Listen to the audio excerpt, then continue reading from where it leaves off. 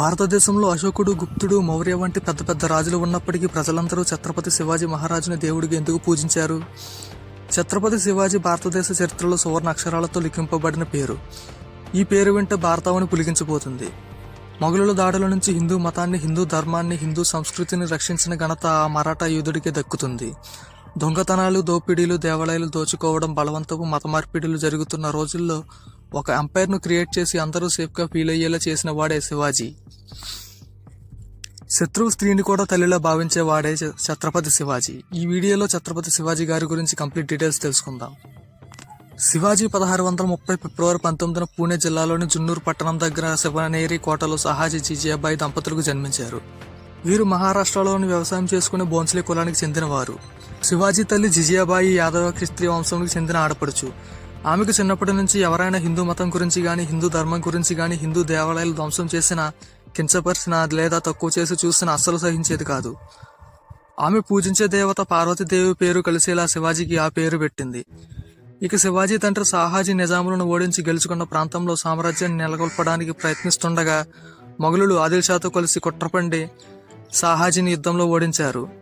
ఆదిల్ షాతో సంధి ప్రకారం సాహాజీ బెంగళూరు ప్రాంతాన్ని జాగీరుగా పొంది పూణే ప్రాంతాన్ని వదిలి వెళ్లవలసి వచ్చింది. కానీ సాహాజీ పూణేలో తనకున్న జాగీరును వదులుకోవాల్సిన అవసరం లేకుండా ఆదిల్ షాతో ఒప్పందం కుదుర్చుకున్నాడు. సాహాజీ పూణేలో తన జాగీరు వ్యవహారాలన్నింటినీ తన భార్య జిజియాబాయికి అప్పగించాడు. యువకుడైన శివాజీకి రాజనీతి వ్యవహారాలు నేర్పించడానికి కొందరు ముఖ్య అనుచరులతో కలిసి ఒక విభాగాన్ని ఏర్పాటు చేసి తాను బెంగళూరు జాగీరుకు వెళ్లాడు. శివాజీ తల్లి తనకు పుట్టిన భూమిపైన, ప్రజలపైన ప్రేమ కలిగేటట్టు అనేక విద్యాబుద్ధులు నేర్పించింది. చిన్నప్పటి నుంచి భారత, రామాయణ, బలిచక్రవర్తి గాథలు చెప్పి వీర లక్షణాలు మొలకంపజేసింది. పరమత సహనం, స్త్రీల పట్ల అపారమైన గౌరవం తన తల్లి వద్దనే నేర్చుకున్నాడు. తన గురువు సమర్థ రామదాసు తల్లి జిజియాబాయి బోధనలతో హిందూ మత సంరక్షణకు కంకణం కట్టుకున్నాడు. బైరంగ్ ఖాన్ శిక్షణలో రాటుదేలాడు. తన తండ్రి పొందిన పరాజయాలను క్షుణ్ణంగా అధ్యయనం చేసి అతి తక్కువ కాలంలో శివాజీ యుద్ధతంత్రాలతో నిష్ణాతుడు అయ్యాడు.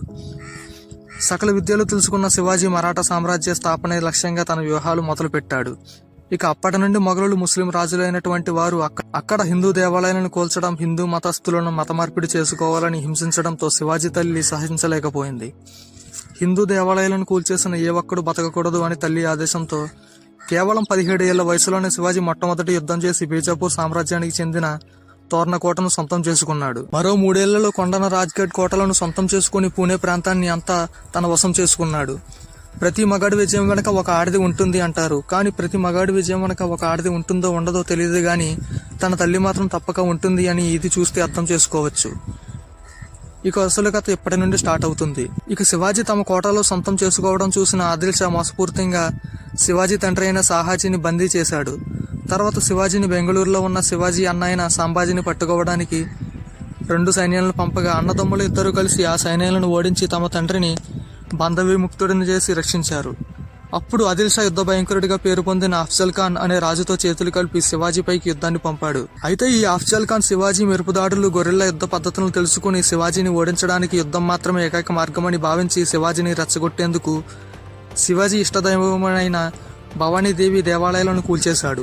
ఇది తెలిసిన శివాజీ ఏమాత్రం తొందరపడకుండా శత్రువు పన్నాగాలను అర్థం చేసుకుని నేను ప్రస్తుతం యుద్ధానికి సిద్ధంగా లేనని చర్చలకు ఆహ్వానించాడు.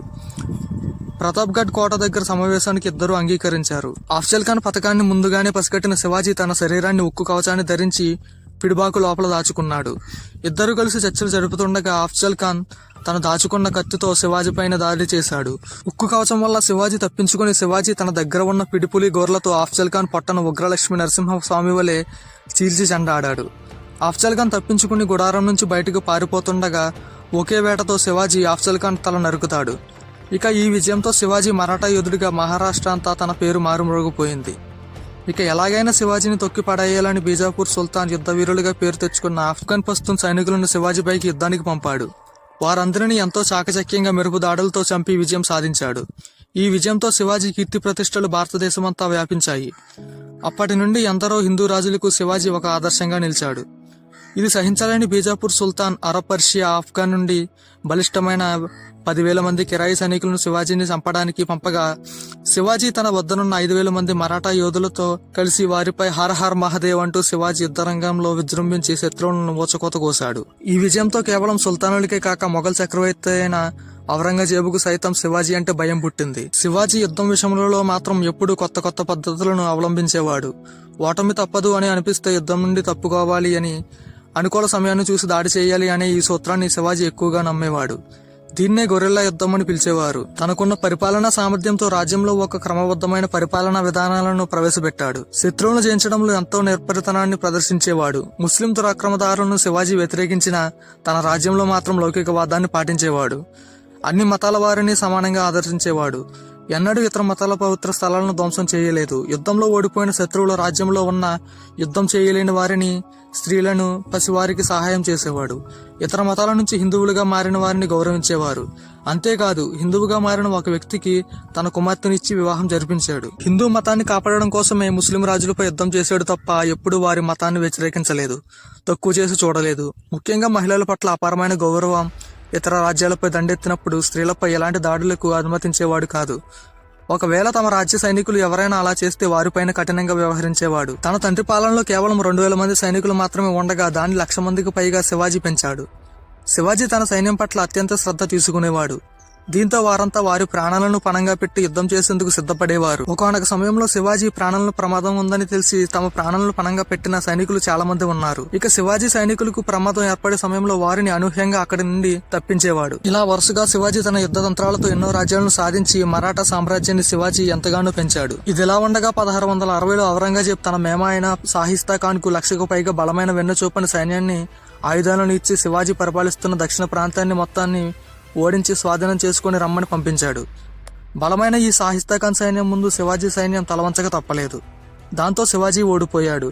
శివాజీ ఓటమి ఒప్పుకొని పూణేను వదిలి వెళ్లిపోయాడు. షాహిస్తా ఖాన్ పూణే నగరమంతా తన స్వాధీనం చేసుకుని పూణేలో శివాజీ నిర్మించిన లాల్ మహల్లో షాహిస్తా ఖాన్ నివాసం ఏర్పరచుకున్నాడు. ఎప్పటికైనా శివాజీ మెరుపుదాడి చేస్తాడని షాహిస్తా ఖాన్ భావించి పూణే నగరమంతా చాలా కట్టుదిట్టమైన భద్రతను ఏర్పాటు చేసుకున్నాడు. అలా యుద్ధం జరిగిన 3 సంవత్సరాల తర్వాత 1663 ఏప్రిల్ నెలలో పూణే నగరంలో ఒక పెళ్లి ఊరేగింపు జరుగుతుండగా శివాజీ మారువేషంలో తన అనుచరులతో కలిసి పెళ్లి కూతురు తరపుడు బంధువుల్లో కలిసిపోయి లాల్ మహల్ కోటలోకి చేరుకున్నాడు. ఇక ఆ భవనం స్వయాన తన పర్యవేక్షణలో నిర్మించబడింది కాబట్టి సులువుగా లోపలికి వెళ్లి షాహిస్తా ఖాన్ గదిలోకి చేరుకున్నాడు. ఇక శివాజీ షాహిస్తా ఖాన్ పై తన కత్తితో దాడి చేయగా తన 3 వేళ్లు తెగి కింద పడ్డాయి. దాంతో షాహిస్తా ఖాన్ ప్రాణభయంతో పక్కనున్న కిటికీ నుండి దూకి ప్రాణాలు రక్షించుకున్నాడు. ఇలా తిరిగి చివరికి శివాజీ తన సామ్రాజ్యమైనటువంటి పూణే ప్రాంతాన్ని దక్కించుకున్నాడు. ఆ తర్వాత సంవత్సరం 1664లో సూరత్ నగరం ప్రధాన వ్యాపార కేంద్రంగా ఉండడంతో శివాజీ సూరత్ నగరంపై దాడి చేసి మొఘలుల ధనాన్ని, ఆయుధాలను దోచుకున్నాడు. అలా దోచుకున్న సంపదతో కొన్ని వేల మంది సైన్యాన్ని కొని తన సైన్యంలో చేర్చుకున్నాడు.